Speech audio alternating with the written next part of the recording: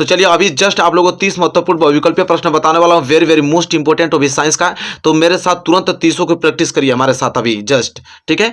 अगर देखते भी हैं वीडियो, देखते भी रहेंगे, ऑप्शन को चूज करते भी रहेंगे, तभी भी आपके दिमाग में बैठ जाएगा और एग्जाम में आप इसको करके चले आएंगे, ठीक है। तो 30 ज्यादा समय नहीं लूंगा आप लोगों को, जल्दी ही जल्दी मैं बताऊंगा 30 प्रश्न, जल्दी से आप रिवाइज कीजिए हमारे साथ और कमेंट कीजिए कि आपको इसमें से कितना आ रहा है कितना नहीं आ रहा है, ठीक है। चलिए वीडियो को लाइक नहीं किया तो लाइक कर दीजिए, चैनल पर नया तो चैनल को सब्सक्राइब करके ही आप इस वीडियो को देखिएगा। चलिए देखते हैं पहला प्रश्न। देखिए पहला प्रश्न वेरी वेरी मोस्ट इंपोर्टेंट है, मैं इसको हटा देता हूं। चलिए पहला प्रश्न है कि श्याम श्वेत फोटोग्राफी में प्रयुक्त होती है, करा कि श्याम श्वेत फोटोग्राफी में प्रयुक्त होती है AgCl की PbNO3 ट्वाइस की FeSO4 की CaCO3, बताइए वेरी वेरी मोस्ट इंपोर्टेंट है। श्याम श्वेत फोटोग्राफी में प्रयुक्त होती है, तो मेरे प्यारे विद्यार्थियों ये हो जाएगा सी ऑप्शन। क्या हो जाएगा? सी हो जाएगा, FeSO4 हो जाएगा, ठीक है।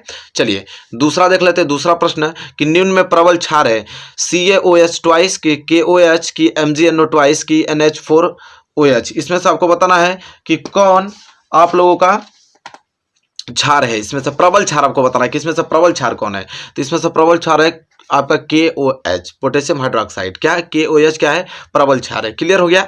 चलिए क्वेश्चन नंबर तीसरा देखिए, very very most important question number तीसरा है कि H2SO4 के जलीय विलयन का pH मान है। H2SO4 के जलीय विलयन, ये विलयन लिखा है, विलयन होगा, ये विलयन का pH मान है 0, 7, 7 से अधिक कि 7 से कम। बताइए H2SO4 के जलीय विलयन का pH मान कितना होता है? वेरी वेरी मोस्ट इंपोर्टेंट है। तो 7 से कम होता है। कितना? 7 से कम होता है। ऑप्शन सी इस क्वेश्चन के लिए राइट आंसर हो जाएगा। मेरे प्यारे विद्यार्थियों जल्दी से प्रैक्टिस करिए, very very most important question, ये सब बोर्ड एग्जाम में आपके आएगा और आराम से आप इसको आसानी से कर पाएंगे। चलिए क्वेश्चन नंबर 4 देखिए, वेरी मोस्ट इंपोर्टेंट क्वेश्चन है। क्या है कि एक विलयन का pH मान 5 है, यह विलयन है। अगर किसी विलयन का pH मान 5 है तो अम्लीय कहलाएगा कि क्षारीय कहलाएगा कि उदासीन कहलाएगा कि इनमें से कोई नहीं कहलाएगा। बताइए वेरी वेरी मोस्ट इंपोर्टेंट, सबका आंसर आना चाहिए। सबको मालूम है कि pH मान अगर 7 से कम होता है तो वह हमेशा अम्लीय कहलाता है, तो 5 है तो अम्लीय तो होगा ही होगा, ठीक है। चलिए तो क्लियर हो गया। प्रश्न नंबर 4 है, आई होप क्लियर हो गया होगा। चलिए question number 5 very most important question है कि DNA के दोनों तंतुओं को आपस में जोड़ते हैं। करा कि DNA के दोनों तंतुओं को आपस में जोड़ते हैं हाइड्रोजन बंध, आयनिक बंध की पेप्टाइड बंध की सहसंयोजक बंध। बताइए very very most important question है। बताइए DNA के दोनों तंतुओं को आपस में जोड़ते हैं, कौन जोड़ता है? तो हाइड्रोजन बंध जोड़ता है। कौन? हाइड्रोजन बंध। इसलिए ऑप्शन ए इस क्वेश्चन का क्या हो जाएगा? राइट आंसर हो जाएगा, ठीक है। चलिए क्वेश्चन नंबर 6 कंप्लीटेड होता हुआ क्वेश्चन नंबर 6 देखिए, very most important. Question 5 clear, question number 6 भी जल्दी से क्लियर कर लीजिए कि DNA पाया जाता है, मतलब DNA कहाँ पाया जाता है? कोशिका द्रव में, केंद्रक द्रव में, केंद्रिका में कि केंद्रक में? बताइए very very most important question है। जल्दी से बताइए कि DNA पाया जाता है, DNA कहाँ पाया जाता है? क्वेश्चन नंबर 6 है, वेरी वेरी मोस्ट इंपोर्टेंट है। तो कोशिका द्रव में पाया जाता है। DNA कहाँ पाया जाता है मेरे प्यारे विद्यार्थियों? कोशिका द्रव में DNA पाया जाता है। क्लियर है। चलिए क्वेश्चन नंबर 6 क्लियर।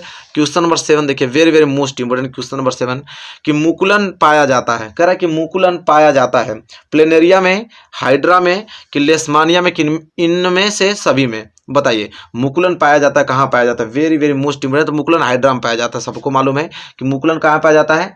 आपका हाइड्रा में मुकुलन पाया जाता है। ये क्वेश्चन नंबर 7 था, क्लियर हो गया होगा आप लोगों को अच्छे तरीके से।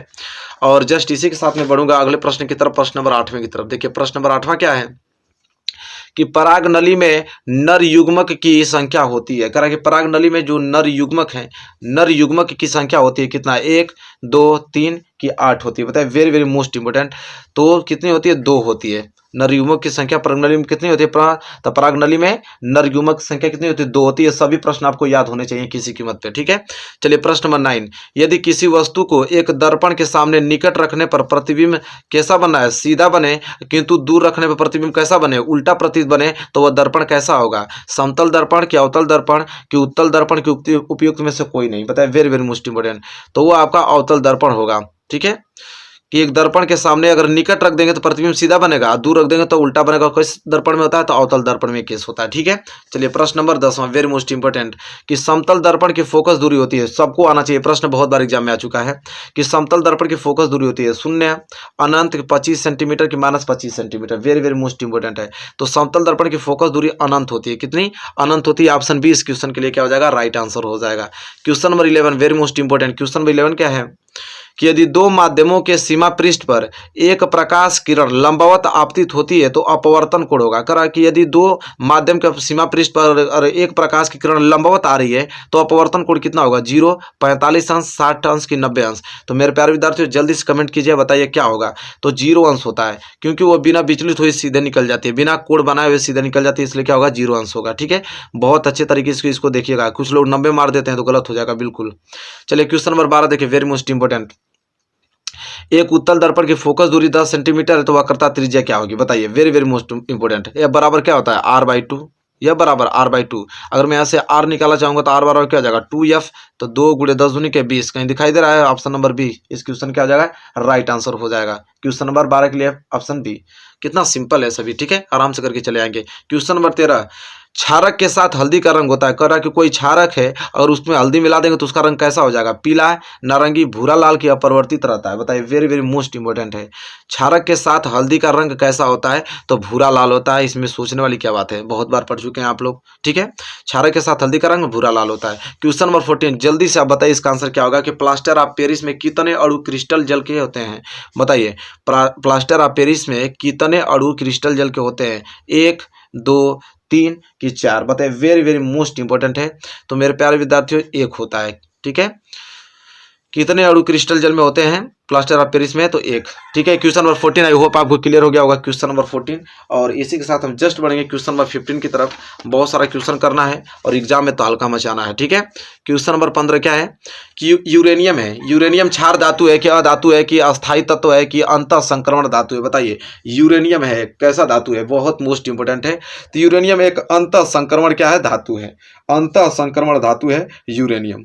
चलिए क्वेश्चन नंबर 16 देख लेते हैं, very very most important question 16 है। नियान है, नियान है क्षार धातु की अधातु की अक्रिय गैस है कि संक्रमण तत्व है। बताइए, नियान कैसा है, क्षार धातु, अधातु, अक्रिय गैस की संक्रमण तत्व। वेरी वेरी मोस्ट इंपोर्टेंट है। तो मेरे प्यारे विद्यार्थियों यह आपका अक्रिय गैस है नियान। नियान एक गैस है, वो भी क्या, अक्रिय गैस है। ठीक है, अक्रिय गैस है नियान। चलिए क्वेश्चन नंबर 17 देखिए, वेरी मोस्ट इंपोर्टेंट कि जीवन की उत्पत्ति हुई सागर में, धरती पर, कि वायुमंडल में, कि अंतरिक्ष में। बताए, वेरी वेरी मोस्ट इंपोर्टेंट 17वां प्रश्न है कि जीवन की उत्पत्ति हुई तो सागर में। कहाँ पे, सागर में। ऑप्शन ए इस क्वेश्चन के लिए राइट आंसर हो जाएगा। चलिए question number 18, very most important question. Question number 18 है कि मेंडल के अनुसार मटर के बौने पौधे का जीन प्रारूप होता है। बौने, करा कि मंडल के अनुसार जो मटर के बौने पौधे का जीन प्रारूप होता है, capital T, capital T, small T, दोनों स्मॉल टी कि स्मॉल टी कैपिटल टी। बताइए, very very most important question है। ठीक है, बताइए, तो दोनों स्मॉल टी होता है। अगर किसी मटर के बौने का पौधे का जीन प्रारूप स्मॉल टी होता है, दोनों स्मॉल टी। ठीक है, मेंडल के अनुसार। Question number 19 very most important question है। क्वेश्चन नंबर 19 है कि यकृत स्रावित करता है। बताइए, यकृत क्या स्रावित करता है, लार, जठर रस कि पीत रस कि अग्नाशयी रस। बताइए, very very most important question number 19 है कि यकृत जो है वो स्रावित करता है, क्या स्रावित करता है, तो पीत रस स्रावित करता है। यकृत क्या स्रावित करता है, पीत रस स्रावित करता है, इसलिए 19 का क्या हो जाएगा, सी राइट आंसर हो जाएगा। ठीक है, चलिए क्वेश्चन नंबर 20 की तरफ बढ़ चलते हैं।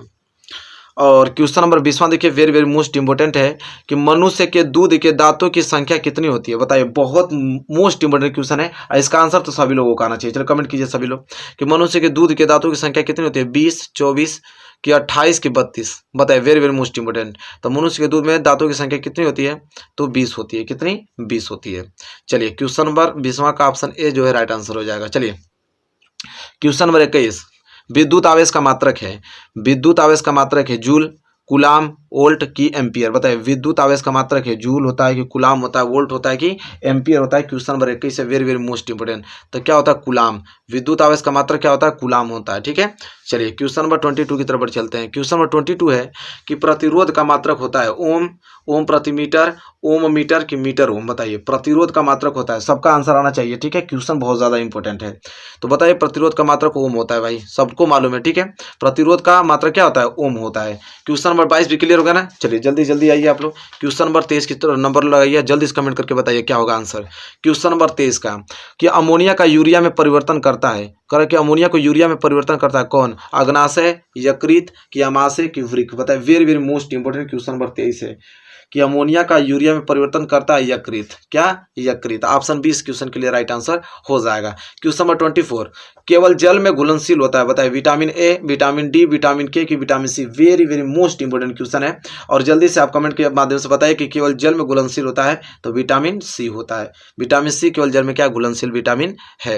आई होप आपको क्लियर हो गया होगा। क्वेश्चन नंबर 24, क्वेश्चन नंबर 25 की तरफ बढ़ चलते हैं। क्वेश्चन नंबर 25 कि मुद्रा धातु है, कह रहा है कि जो मुद्रा है वो धातु है, कैसा धातु है, ZnSn पीबी की सीयू कापर, बताइए वेरी मोस्ट इंपोर्टेंट है।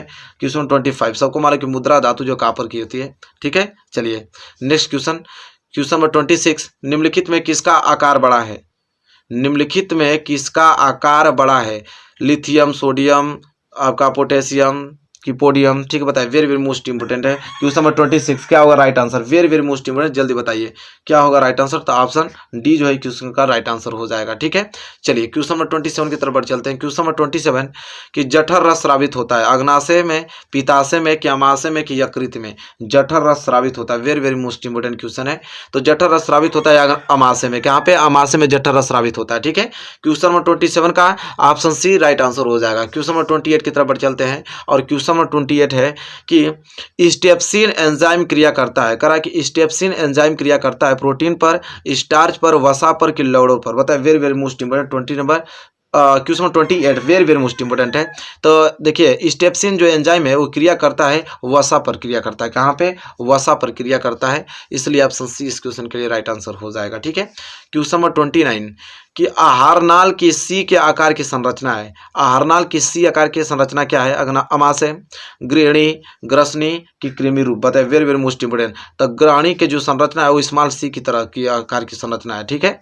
तो क्वेश्चन नंबर 29 का option number B right answer हो जाएगा। लास्ट क्वेश्चन सबका आंसर आना चाहिए और बताइए कि क्या होगा कि विद्युत धारा उत्पन्न करने की युक्ति है, विद्युत धारा उत्पन्न करने की युक्ति है, बताइए जनित्र, गैल्वेनोमीटर, की अमीटर, की मोटर। बताइए वेरी वेरी मोस्ट इंपोर्टेंट। तो विद्युत धारा उत्पन्न करने की युक्ति आपका जनित्र है, क्या है, जनित्र है। तो जैसा कि आपने देखा 30 मोस्ट इंपोर्टेंट क्वेश्चन उन्होंने बताया। बताइए जल्दी से कमेंट करके कि कितना आपका 30 में से कितना सही हुआ है, ठीक है।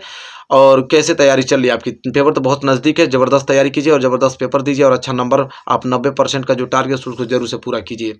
चलिए मिलेंगे एक प्यारे से नेक्स्ट वीडियो में, तब तक के लिए धन्यवाद।